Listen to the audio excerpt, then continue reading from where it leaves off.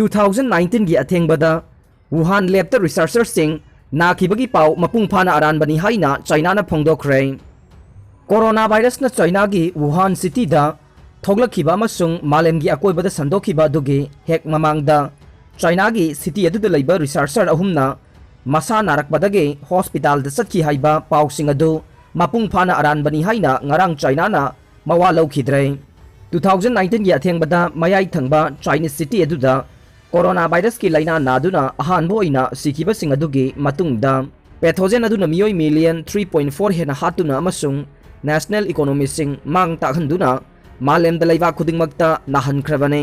China gi laboratory sing amadagi virus aduna nanthokhiba oigani haiba theory adu Beijing na matam pumna makta sathina yaningda bagaloina na thengnare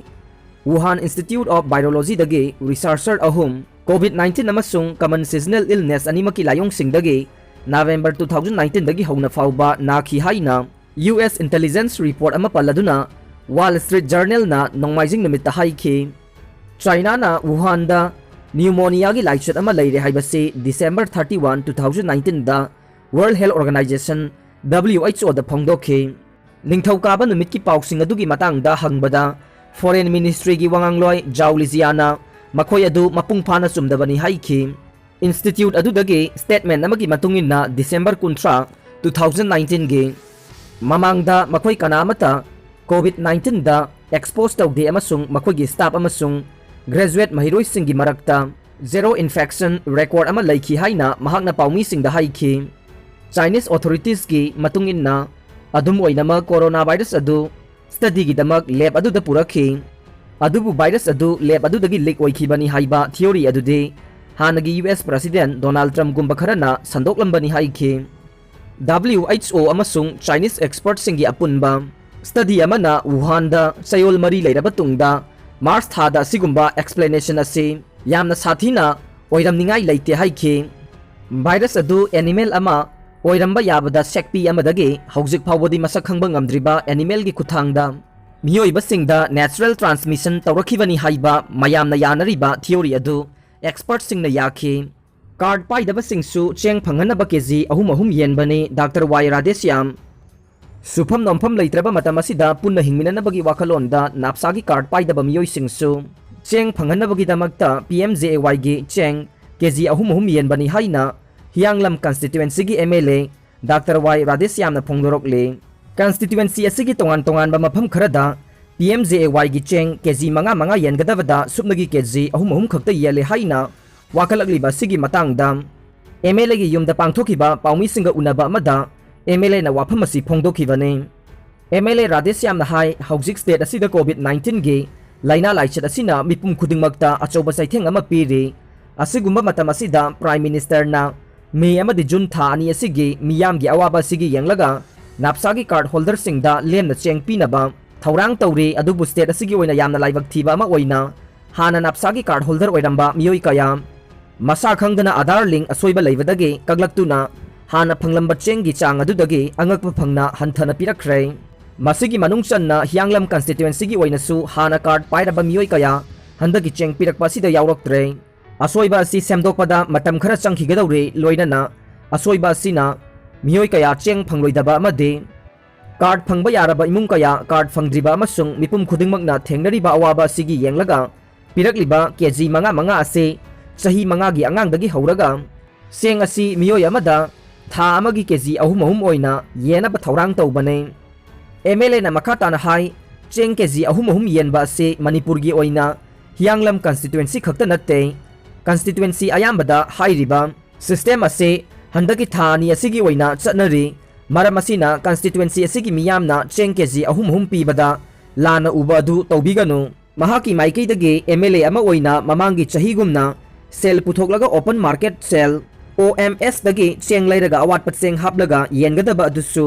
chahi asigi oina de laingangna open market sel da cheng phangandaba sina cheng leiba phangdrai loinana market asu hairiba ayen cheng ase yondabana leiba phangdrai phibam asigi yenglaga miyamna agent singdagi laufam thokpa thani gi cheng ase lawbiyu lainga ki maiki dagi su athuba matamda Aadhaar link tawdabadagi kakhiba card sing ase nauna link tawduna mahausagumna cheng ase marang kaina miyamda phangana ba honari Covid लाइना लाइचत मनुंगी अवाबा असिगिसु Cheng नतबा अतोपा मथौ ताबा पोलमसिंगसु पीनबा होनरे तुरेल दा इरांगनदुना नुपी मचा अनि सिरे नोने district खोपुम police station न कोनबा तौसांग village दा चेनबा लैमताक तुरेल दा कुमदुना सानरुबे चही नौरिबे नुपी मचा अनि इसिंगना चेंथदुना पुख्रबा तुंगदा इरांगनदुना सिरे थौदोक असि ngarang nungthil pung 3:30 adwaida thokibane laikhidraba angang ani adude khopum police station ge manungda laiba thangal village dage jangkuilu panmai chahi 16 apokpagi ming dimonlung panmai amasung khulasi maktadage monica thaimai chahi 16 apokpagi ming dijanglung thaimai ne nupi macha ani asiga loinana atopa mamanabi kharaga thangal village phauduna cheliba laimatak turel ge tawsang thong ahaibi manakta sanaringaida सोइबदगी तुरेलदा तासिनखिबनी अमसुंग तुरेलगी इसेलना सेंथखिबनी पावदु फंगबदगी मियाम होरक्तुना तुरेलगी मरिलदा थी हुमलबा मतुंग नुंगथिलगी पुंग 5 मखाइरोम ताबदा असि भागचांग ओइना फंगखिबनी अंगौबा उमाइबी कनख्रे लैबाक असिदा अमुक्ता थेंगनद्रिबा उमाइबी अंगौबा अमा PFA मणिपुरना कनख्रे people for animal of Manipur गे managing trustee L बिस्वाजितना थादोरकपा चेरोल अमन हाई उसेक असे खोरडाक मयाई लेकाइदा पाइबा ngamdana लैरंबा थेंगनबने असिगुंबा उमाइबी असे मालेमदा लैते लिउसिस्टिक हाइरिबा उनसागे मसुगी अनाबा अमना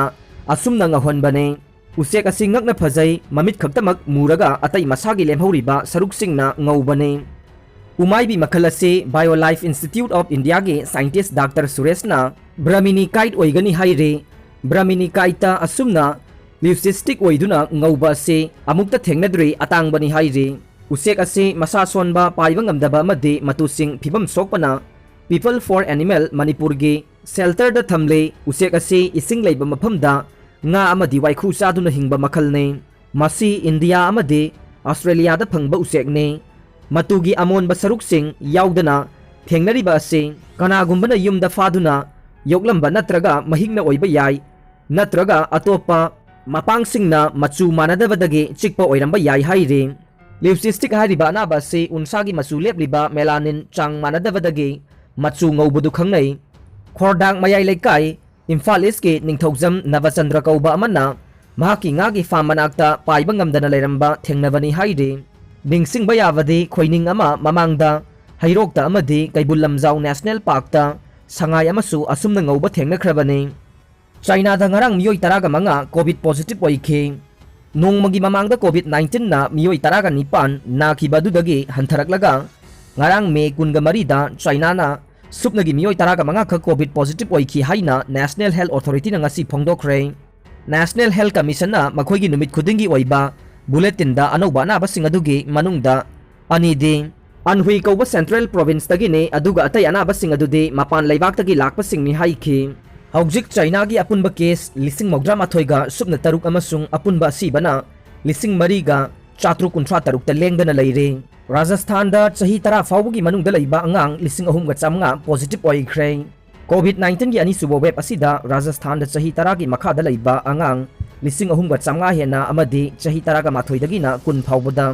लैबा अंगांग 10,000 कोविड पॉजिटिव ओइबा थेंगनरि हाइना राजस्थान की हेल्थ डिपार्टमेंट ना मियामदा फोंदोरकले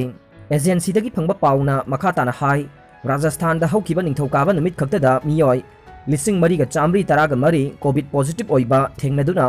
लाइचसी पॉजिटिव ओइबा थेंगनखिबा अपुनबा मसिंग 1,923 चामरीगा 53 यौख्रे लोइनना मियोय 103 नौना लेखिदबगा लोइनना कोविड पॉजिटिव ओइदुना लेखिदबा मसिंग 8,953 सुख्रे हेल्थ मिनिस्ट्री दगी फंगबा रिपोर्ट अमगी मतुंगिना राजस्थान दा हौकिबा अप्रैल अमदि मे था असिदा चही 10 की मखादा लैबा अंगांग 13,500 पॉजिटिव ओइबा थेंगनखि हाइरे कोविड की अनिसुबो वेब असिना मसागी चही 10 दगिना 90 फाउबदा लैबा मियोइसिंगदना हेना तमथीना सोहनबा हेली हाइना रिपोर्ट असिना मखाताना हाइरे मणिपुर याउना इंडिया की स्टेट अयामबदा लैरिबा अंगांगसिंग कोविड 19 की अहानबा वेबता पॉजिटिव ओइबगी चांग यामना हंथखि अनिसुबो वेब असिदसु हौजिक फाउबगी ओइना पॉजिटिव ओइबगी चांग अदुम हंथरे मालेमगी अखंग अहिसिंगना लैबाक असिदा कोविड की अहुमसुबो वेब अमा लाकपा तारगदि अंगांगसिंगदा यामना चाउबा साइथेंग पीरबा याई हाइना फोंदोरकपा लैबा मरमना राजस्थान दा अंगांग 3,500 रोम पॉजिटिव ओइरकपसि लैबाक असिदा अहुमसुबो वेब लाकलबरा हाइबगी वाहंग हंगनरकले।